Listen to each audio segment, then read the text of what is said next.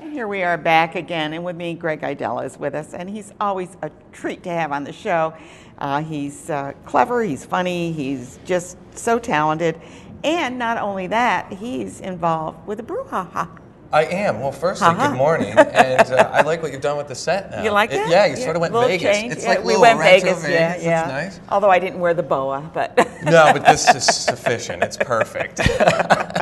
Very nice, very nice. Thanks for having me back. Yeah. And yeah, I'm excited. You know, this Saturday, the 23rd, I have the showcase coming back into the Albany area at the Holiday Inn Express and Suites in Latham. How do you get these people? You got people that have been on Letterman, and they're all over the place. Well, fortunately, you know, my company is based in Albany, my entertainment company, but I got into New York City comedy scene 11 years ago. You've been going down to New York City like every weekend to perform. Yeah. Oh my I gosh. am. I'm a regular in New York. Yeah. And that's how I met, you know, my friends, and we all started at the same level. And to see them grow, it's empowering, and watch them get on TV. Right? Yeah, and it's great, and it's a lot of fun. I mean, you know, you love what you do, and it makes it that much easier. Yeah. And it's always a good time. Good, positive people, and smart. You know, I'm always learning something. You know, it's not.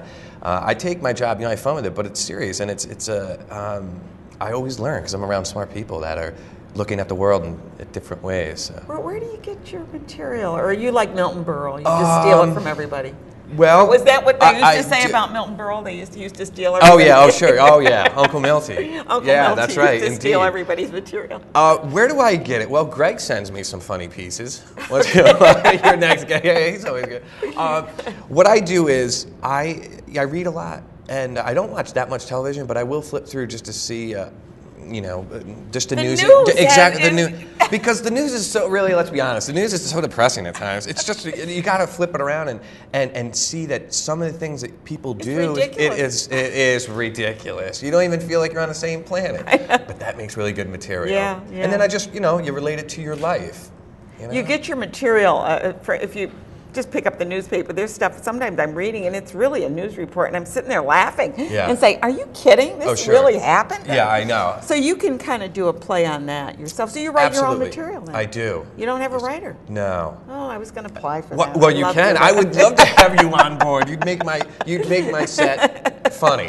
You would make it funny. Well, I love comedy, and you know, it's just, to me, it's something that makes you feel good, even when things, I mean, even when there's a disaster. Mm-hmm. Oh, sure. Some people will say, kind of have a lighter, not that they haven't been devastated and things are bad, you know, but you just kind of have that little bit of well. There has to be, because I think if in a society, if not, we'll just split open. And I think it's okay, not that you're making fun of the person, no, but you're I think, not making fun. You know, but we're here, and the survivors need to understand the lesson and what we just witnessed, and then maybe try to bring some levity into it. Well, I noticed, like, people, they lose their house, they got to sign up on their house. It said, we'll take best offer. I mean, now that to me is like, oh my gosh, you know, I'd be sitting here crying, you know, on the steps, and here this person says, well, I'm just going to make a little something out of this. I know that I've lost everything, but let me just add a little.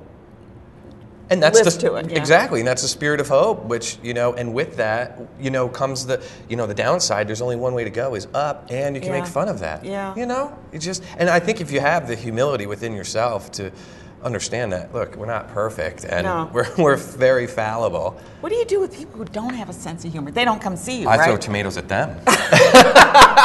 I don't stand for that. Well, you know, that's the lesson. You know, it's funny you mention that, because you can't please all the people all the time, and sometimes people do come out to shows. That's why with my showcase, I like to have a variety of different people. And you know, and you've been out, and it's great, and I love the support. And who's here? Who's here? This weekend I have my good friends. Firstly, Clayton Fletcher. He's been on HBO, Sex and the City, MTV, and Comedy Central. Okay. And also my friend Carmen Lynch, who just made her first appearance on Letterman last fall, and she's also been on Last Comic Standing and Comedy Central. So very excited. And this is the flyer that we got up there. Oh, very nice. There you go. Yes. And then this is going to be at what, the Holiday Inn? The Holiday Inn Express and Suites. There are in Latham.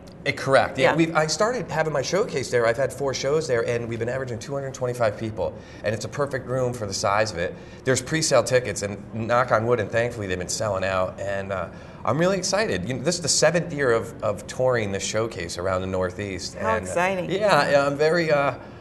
We just clicked over the 8,000 person mark. Wow. You know, and I think that's pretty good for started in Albany. Where do you appear in New York City when you're down there? I was just at Greenwich Village Comedy Club and New York Comedy Club last weekend. How are their audiences different than ours? Too sophisticated? No, actually, no. They're ready to go. They're always ready to laugh, and it's a New York minute. Everything's quick, and it better be quick and to the point. And up here in the Albany area, I find that as well. There's a smart audience, great people, but every suburban area, every city, they all have different feels. And if you just go in with the attitude, you're going to have fun, and that's what they're there for. Yeah. So I mean, it's like having someone in your living room. You're going to tell funny stories too. Well, and don't you find? I'm not putting words in your mouth, no, sure. But don't you find that it's the everyday life experiences that make people laugh because they can relate to it? Absolutely. Like, I mean, you see, like Ellen DeGeneres. I mean, she's a master at taking everyday life experiences and making them into something funny. And when I watch her, I'm just saying, I just happen to watch her, and she was on an HBO special, and I thought she's picking up stuff that she had one thing where you just trip a little bit, and she says, and how you try and recover. Yeah. And we all laugh because we all did that. We all do it. We all do it. It's just, when you get in the elevator with someone, there's that awkward silence. Yeah. Why does everyone have that same silence? Yeah. Just instead of talking. But Ellen's great. That's when you say, "Do we tie him up too tight up there?" Yeah. Are we going to get out of here? I'm still chasing us.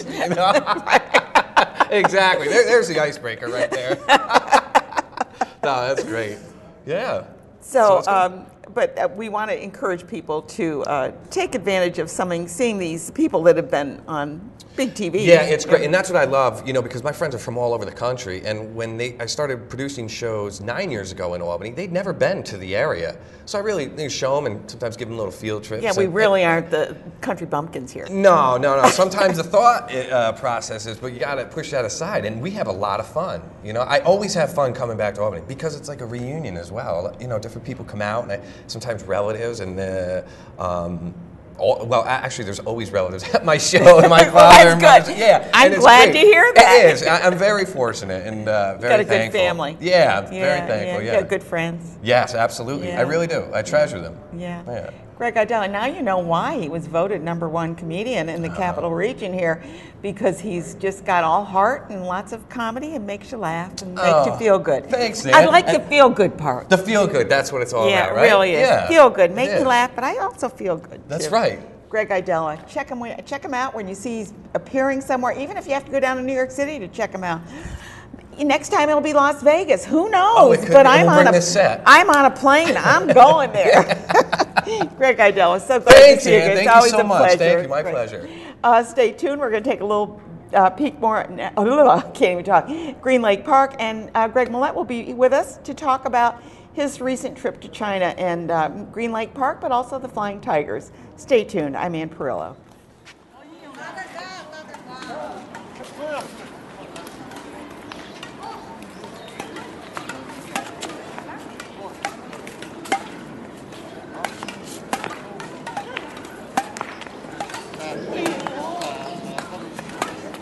Nice. Wow.